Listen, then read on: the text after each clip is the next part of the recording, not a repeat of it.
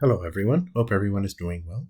Today we're going to talk about price controls. We're going to talk about what is price control, and we're going to look at two different types of price controls that can be implemented in the economy, and we are going to see, even though they may be popular, why price controls are not desirable for economists. Now, price control is any action taken to prevent the rise or fall of prices. So we have two different kinds of price controls. One is called a price ceiling. This is the legal maximum that can be charged in the market.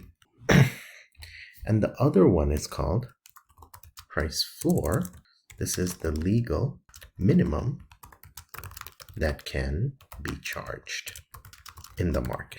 So first, let's look at price ceiling, what it is. So price ceiling, they both come from our understanding of demand and supply. So let's draw our conventional demand and supply. So we have our price and quantity, and we have our demand curve and supply curve. So let's say this is the price that is currently in the market. Let's say it's $10 and we are trading at 500 units are being bought and sold. Now, price ceiling is telling us this is the legal maximum you can charge in the market. So what that means is this is considered to be too high. So we want to make sure that, or the government may want the price to be lower than what it is. So we can set a price ceiling at $7, and this would be the maximum you can charge. So any charge above $7. So if you wanted to charge $8, so let's say if the price ceiling is $7, this is the legal maximum you can charge. If you charge $8, that would be illegal. So in this case, we can say price ceiling here, if it's below a certain price, let's say below the market price, we call this price ceiling, it's binding, which means it is relevant. So, and the reason is why, because this is the legal maximum you can charge, you do not let the market go back up to $10. Let's say we created another price ceiling that was at $15, and we said this was the price ceiling, which means that if this is the legal maximum we can charge, then we cannot charge any price above that price, but we can definitely go below the price according to the definition, because that's the legal maximum we can charge. So if the price is set at $15, but the market price is at $10, then as we learned from our chapters in demand and supply, we know that this will create a surplus. And so the price will fall and eventually it will go back down to $10. However, if we set the price ceiling below the market price, this is prevented from happening. And so we say that this price is binding. A price ceiling of $15 is going to be not binding.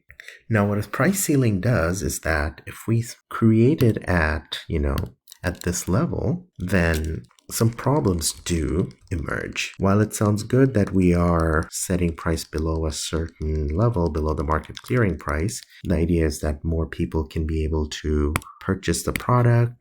The poor can also have access to the product. Now, is this always going to be true? So let's look at it again. This is price, this is quantity, this is my demand, here's my supply, this is my market price was 10 and 500, and my price ceiling I said was $7, and this is my price ceiling. So because of that, we know that this is the price ceiling at $7. This is the quantity demanded. Let's say the quantity demanded is 600.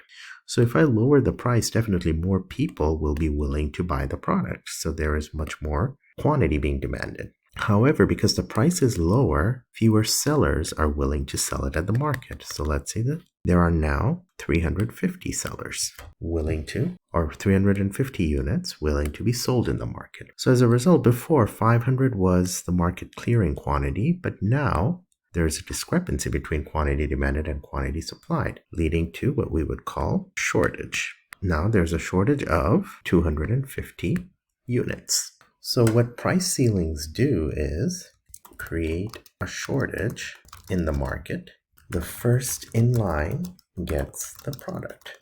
This shortage does not disappear because it is not legal to raise the price. So we are stuck at $7. We cannot raise the price. This shortage remains because the $7 price is binding.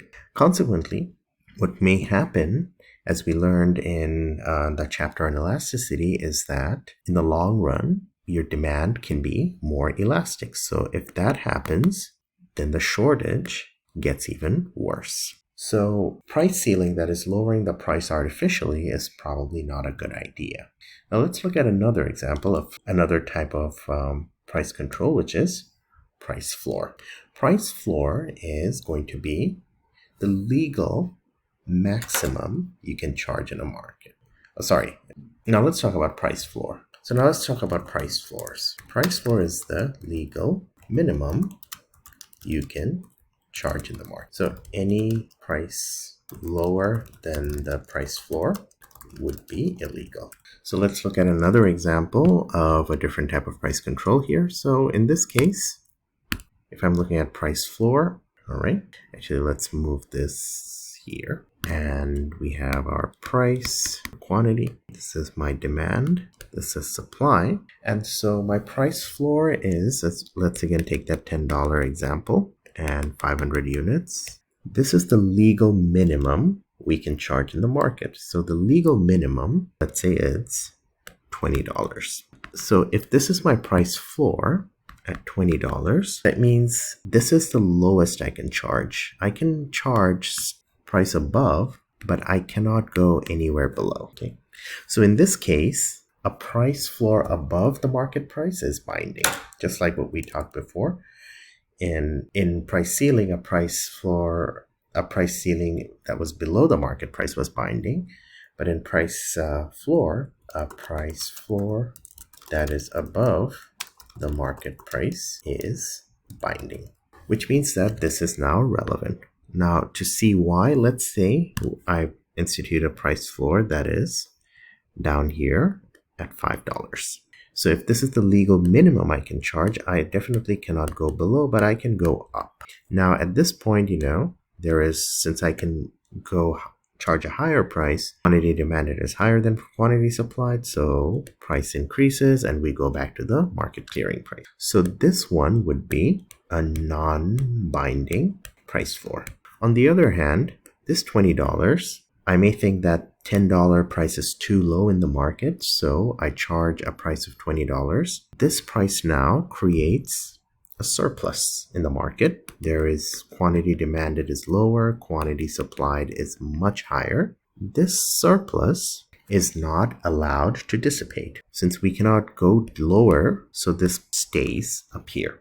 So as a result, this price floor remains a binding price floor. Now, consequently, since we are not allowed to change the price, we're not allowed to lower the price, this stays there, and eventually in the long run, we may see if the curves get more elastic, we may see the surplus to increase over time. Now, what are some examples of price ceiling and price floors? Price ceiling, one of the most famous examples we have is rent control, which is basically if the rent is considered to be too high, governments may institute a lower rent and say that landlords cannot increase rent above a certain point. And so this can be an example of a price ceiling. On the other hand, an example of price floor is going to be minimum wage. So this is one example of minimum wage. Now, why don't economists like price ceilings or price floors? Well, price ceiling and price floors, the reason why they're not liked is because, one, price controls are not desirable by economists because they artificially raise or lower the price, creating surplus or shortage.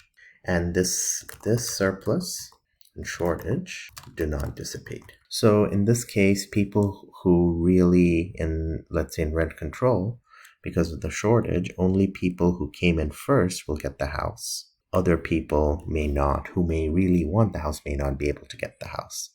Same thing with minimum wage. Somebody may really want to work, but because the demand for workers is less, supply for workers is more. So we may have 700 units of 700 people wanting a job, but only 200 people are hiring. So we have a surplus of 500 here. And this does not dissipate. So that's a problem in our case. And so what would be an economist's way of solution for, addressing shortage or surplus? One way is, let's say, for rent control, we may just wish to, if I really want the supply of the price to be at $7, I should increase housing supply to somewhere down there, so that if I increase housing supply, or I increase the supply of a product whose price I really want to be lowered, then I should increase the supply of that product. On the other hand, if I really want, for a price floor, I really want the demand, I really want the price to be higher up here, I should take steps to increase demand to D prime, so that this is now the equilibrium. $20 is now the equilibrium instead of $10. So that's why economists don't really like price controls, because artificially manipulating the market is not good. We always think that interactions of buyers and sellers without outside influence should be what's dictating the price in the market. Hopefully this was beneficial, and I'll see you at a later lecture. Goodbye.